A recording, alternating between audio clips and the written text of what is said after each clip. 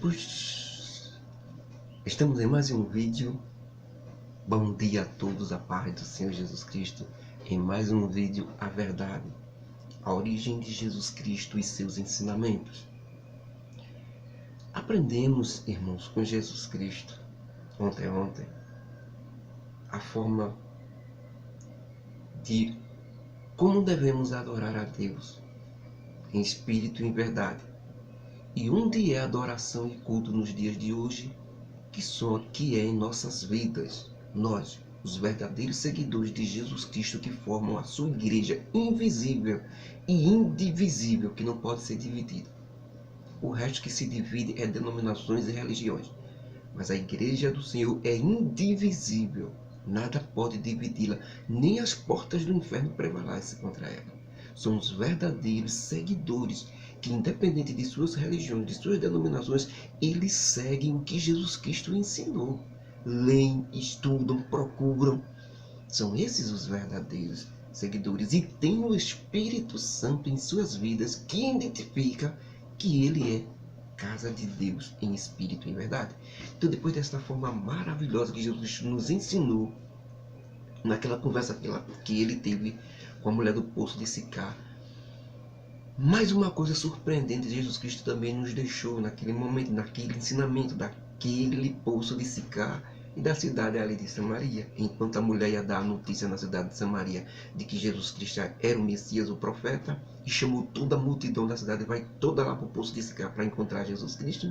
Jesus Cristo tem uma conversa com seus discípulos em que eles estão comendo e Jesus Cristo não come. E os discípulos olham para Jesus Cristo e dizem: mestre, come.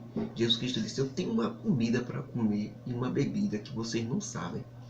E os discípulos disseram entre si: será que ele trouxe alguma comida diferente do que essa aqui que nós trouxemos, que nós fomos comprar lá na cidade, que ele mandou? Será que aquela mulher deu alguma comida diferente a ele? Mas Jesus Cristo diz: a minha comida e a minha bebida é fazer a vontade daquele que me enviou e realizar a sua obra. Desejo no coração, desejo na alma de realizar aquilo que Deus manda. Ele colocou como os dois pontos principais e básicos para a vida do ser humano no corpo: a comida e a bebida. Sem esses, o corpo não vive. Jesus Cristo colocou isso para a realização da vontade e obra de Deus. O verdadeiro seguidor de Jesus Cristo, ele tem que ter fome para realizar a vontade de Deus e sede de pregar o Evangelho a todos e executar exatamente como ele ensinou. Quando Jesus Cristo termina este ensinamento, é que a mulher vem chegando com aquela multidão de samaritanos e os discípulos preocupados. A Jesus Cristo disse: vocês não dizem que ainda faltam 4 meses para chegar à colheita? E realmente é a colheita de alimentos mesmo, normal. Faltavam 4 meses. Jesus Cristo deu aos discípulos: vocês não dizem que faltam 4 meses? Mas levantem os olhos. Vejam como o campo está branco para a ceifa, já para colher agora. Quando eles levam os olhos que olham, é a multidão de samaritanos chegando em busca da verdade, em busca do Evangelho, em busca da palavra de Deus, em busca de Jesus Cristo. E Jesus Cristo disse: arregassem as mangas, meus discípulos, e vão colher. Por quê? Vejam só.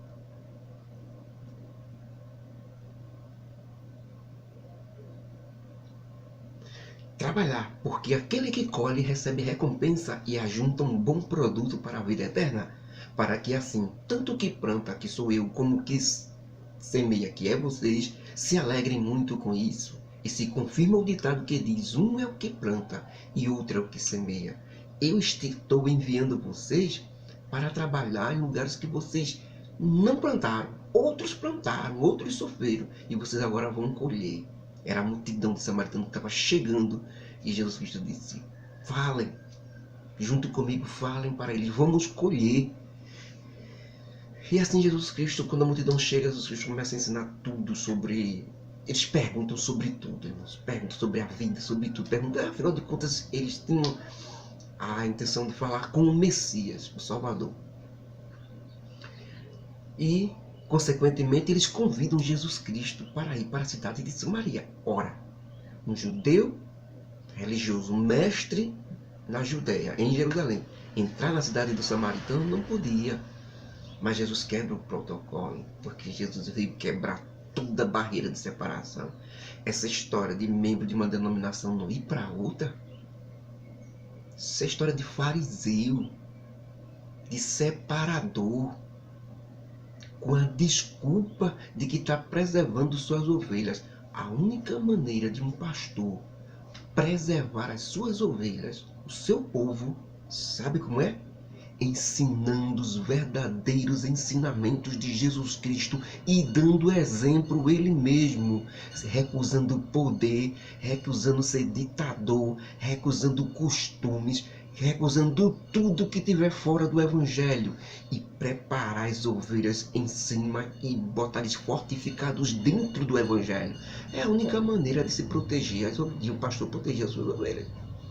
Proibindo ela de ir para outra denominação, porque vai aprender um outro costume diferente do dele, isso não ajuda ninguém. Isso é história de trancoso, isso é história de ditador, isso é história do mal. O verdadeiro não, ele bota para suas ovelhas as águas limpas e cristalinas, porque a ovelha só gosta de água limpa e cristalina. O evangelho puro.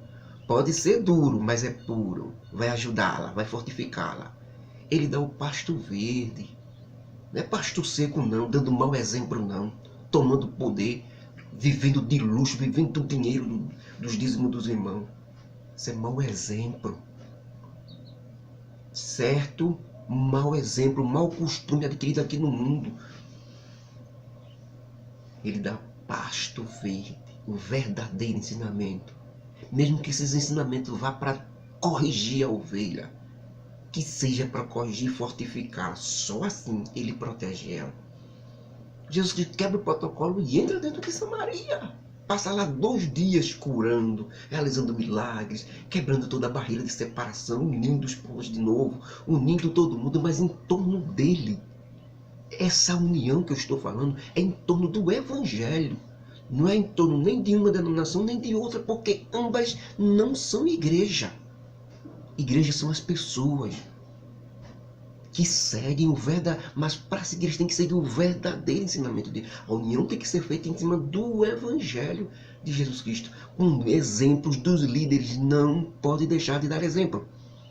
O exemplo tem que estar ali, tem que ser irrepreensível, exatamente da mesma forma de Jesus Cristo. Os pastores têm que ser, rejeitando tudo, luxo, riqueza, rejeitando tudo e ajudando, distribuindo, tá entendendo? As ofertas que os irmãos trouxeram, distribuir para os outros, ajudar os outros. E depois disso, irmão, depois da sabedoria que Jesus mostra ao samaritano, depois dos milagres que ele realiza, o samaritano diz para a mulher que anunciou Jesus Cristo: já não é pelo que tu falaste que nós cremos que este Jesus Cristo é o Messias, o Salvador do mundo. Agora nós temos visto e ouvido que este é o Filho de Deus, o Messias que devia vir ao mundo. Com 2 dias passados depois disso, irmãos, Jesus Cristo, vai para a Galiléia. E pela segunda vez, ele vai para Caná da Galiléia, onde ele tinha transformado a água em vinho e feito seu primeiro milagre. Havia nessa localidade um nobre oficial do exército que tinha um filho muito doente ou enfermo. Só que ele estava enfermo, o filho dele, ele morava na cidade de Cafarnaum, a cidade de Jesus Cristo. Lembram? Região da sombra e da morte, onde Jesus começou tudo. No pior lugar do estado de Israel, onde Jesus começou tudo. Tem gente que só começa na capital. Ele era descendente de Davi, Jesus Cristo. Deveria estar no palácio de Davi, onde Herodes estava sentado, era onde Jesus Cristo devia estar. Mas ele estava em Cafarnaum, a pior cidade do reino, região da sombra e da morte. A luz raiou lá. Lembrem-se sempre disso. Grandes centros, grandes luxos, lembre-se sempre disso. Os verdadeiros seguidores de Jesus Cristo sempre lembram disso. Sempre lembram que ele nasceu numa estribaria e foi colocado numa manjedoura, que é o lugar de filhote de animais. nem em berço, nem em palácio, nem em trono, nem coroa. Os discípulos verdadeiros de Jesus Cristo sempre lembram disso. E quando o enrolão vai na frente cheio de luxo e de riqueza, dizendo que é seguidor de Jesus Cristo, ele identifica logo. Tem nada de Jesus Cristo ali em você. No carro do ano, a prova de bala. Líder espiritual, pastor, a prova de bala no carro. Aí o verdadeiro discípulo de Jesus Cristo olha para a vida de Jesus Cristo e... Como foi que Jesus Cristo entrou em Jerusalém? Num jumentinho? Não foi no cavalo manga larga não, do Egito? Ué, os pastores estão usando hoje os carros luxuosos, vindo de não sei de onde, não sei de onde. Jesus Cristo não foi. Foi onde Jesus Cristo entrou? Foi com o que Jesus Cristo entrou? Num jumentinho. Agora a pergunta, Jesus podia entrar no cavalo manga larga do Egito, todo branco, coroado? Podia. Essa é a questão, ele podia entrar, ele podia ser aclamado como rei, mas ele recusou. Paulo disse que nós devemos ter as mesmas pisadas de Jesus Cristo. Não aprenda com seu pastor, não. Aprenda com Jesus Cristo. Jesus Cristo é o sumo pastor, está acima do seu pastor. Você deve pegar o que o seu pastor faz e aplicar em Jesus Cristo. Se bater, siga. Se não bater, não faça não. Porque Jesus Cristo é o sumo pastor. Está acima do pastor.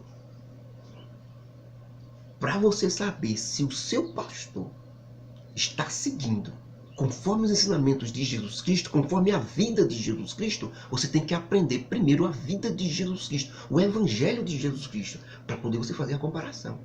Como é que você vai comparar a vida de Jesus Cristo com a do seu pastor, se você não conhece a vida de Jesus? Só conhece a vida do pastor, mas de Jesus Cristo não.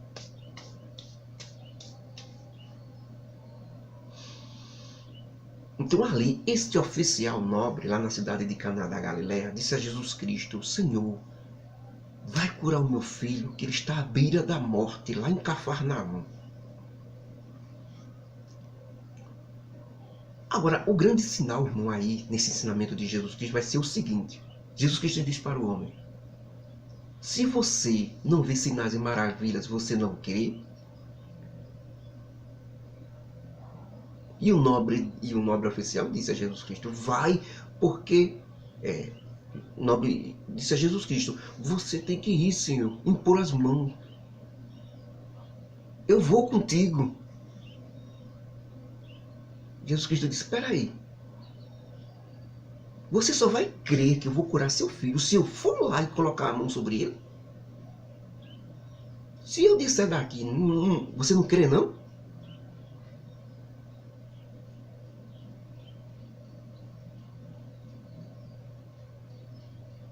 Se você não vê sinais e maravilhas, você não crê? Só crê se vê?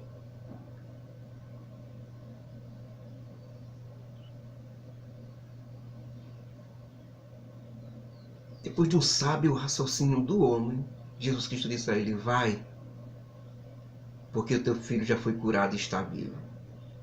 Na hora aquele homem pegou a palavra dentro do seu coração e disse: não é preciso ele ir. Apenas ele dizendo, está feito. Creu e foi, sem Jesus Cristo. E descendo ele, aquele homem creu na mensagem do Senhor Jesus Cristo e partiu. Descendo ele sem Jesus Cristo. Ele queria levar Jesus Cristo, mas depois do que Jesus Cristo disse, ele resolveu ir sem Jesus. Somente com a palavra de Jesus Cristo ele foi. Quando estava próximo já, quando chegou em Cafarnaum, estava próximo de sua casa, seus servos saíram e lhe deram a notícia: o teu filho vive, ele está completamente curado. E o nobre perguntou aos seus servos: mais ou menos a que hora aconteceu isso? E eles disseram: exatamente a hora. Eles disseram: ontem, às 7 horas, a febre deixou o menino, ele está completamente curado. E o nobre percebeu pelos cálculos dele que foi exatamente na hora que Jesus Cristo disse: vai, porque teu filho vive. E assim ele e toda a sua família se converteu ao Senhor Jesus Cristo. Não por ver, mas se converteu porque ele é realmente o Salvador de todos os homens. Que Deus nos abençoe, irmãos, que a graça do Senhor Jesus Cristo, o amor de Deus nosso Pai, as comunhões deste Santo Espírito esteja nos ajudando e nos faça pensar direitinho como pensou esse nobre oficial, de não só ver, mas crer, independente de ver ou não. Eu preciso crer, preciso acreditar nesse Jesus Cristo muito mais. Que Deus nos abençoe, em nome de Jesus.